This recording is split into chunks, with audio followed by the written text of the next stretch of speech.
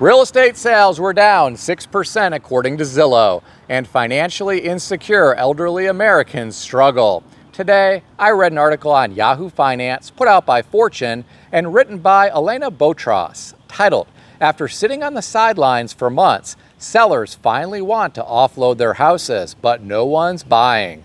According to the author, there were fewer sales in May than last year. Sales were down 6% according to Zillow.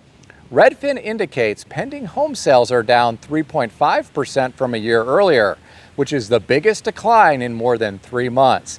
And its Home Buyer Demand Index, which considers requests for tours and other services from Redfin agents, is down 18%, which is the lowest since February. Well, here are my thoughts. Everyone I talk with in the real estate industry is pretty depressed these days. Agents aren't selling as many homes, but they still have expenses to worry about. Mortgage professionals have fewer transactions, and some can't support their families anymore. A real estate agent that I spoke with recently told me about several real estate agents who have quit the business. A mortgage professional that I know told me about some of his friends who work for companies that let them use recoverable draws. This allows them to get paid, but their companies require them to pay the money back if they don't make the forecasted amount of commissions. He told me this is a disaster waiting to happen if the market doesn't improve. These people want to maintain their preferred lifestyle, and this is one way to do it in the short term. It seems like a very dangerous game to play to me. It's not much different than people taking out buy now, pay later loans to purchase groceries. They anticipate being able to pay back the loans in the future when their personal finances improve. I guess some don't consider the possibility that things won't improve in the near future. With everything that I have read recently, I wouldn't be going into debt. I'd be doing my best to live far beneath my means to free up cash. I think people should consider the possibility that our economy may slow at some point in the future and unemployment could become a real possibility for people in a variety of industries. Unfortunately, many people live day to day and don't plan for the unexpected in the future. There are too many people who continue with their preferred lifestyle because they believe you only live once. I understand that line of thinking, but I'd rather know that I can live regardless of what circumstances come to fruition in the future. Sometimes that requires financial sacrifices in the short term. This isn't something that many people want to consider because it isn't fun. Getting back to the article, the author said competition wasn't as intense last month, so home price appreciation cooled. In April, home values rose 4.4% from a year earlier, but in May, they rose 3.9%. The monthly increase was lower too. If I were a betting man, I'd put my money on price appreciation cooling in the near future. Over the long term, real estate typically does well based on history. What do you think about the real estate market? Share your thoughts in the comment section below. While some people are frustrated with the housing market, there are others who are struggling financially. I read an article today on Yahoo Finance put out by Business Insider and written by Allie Kelly, titled, "A boomer who lives on Social Security worries she won't get hired because she can't afford a car. I don't even have $1 in my wallet."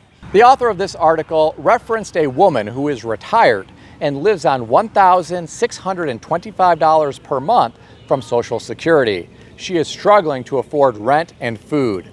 Her husband can't qualify for Social Security yet because he is only 57. The woman is worried she may need to go back to work, but she has no transportation to get to and from work.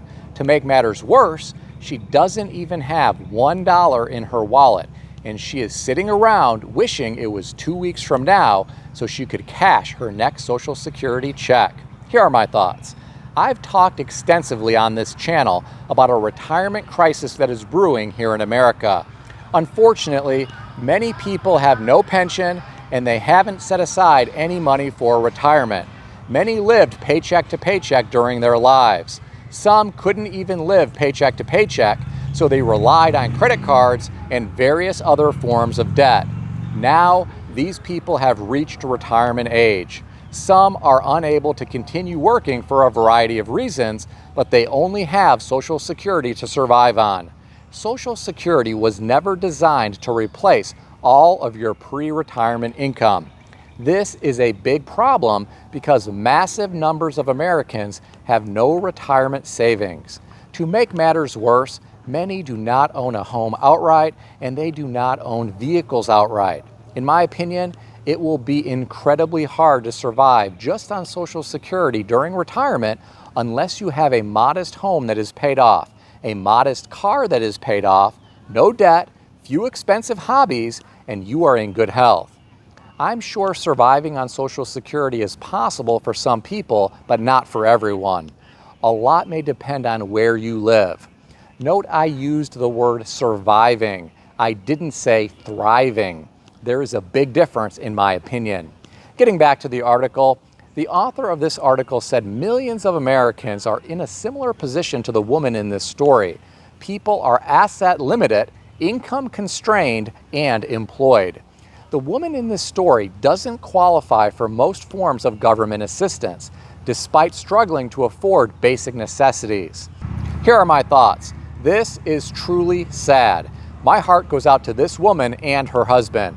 America is one of the greatest countries in the world, with one of the mightiest militaries. We give money to other countries, which not everyone is happy about. But we have elderly people here in our country who are struggling. What is going to happen if artificial intelligence starts replacing a lot of jobs in the future? Where are these elderly people going to work when they need to go back to work because Social Security just isn't cutting it anymore?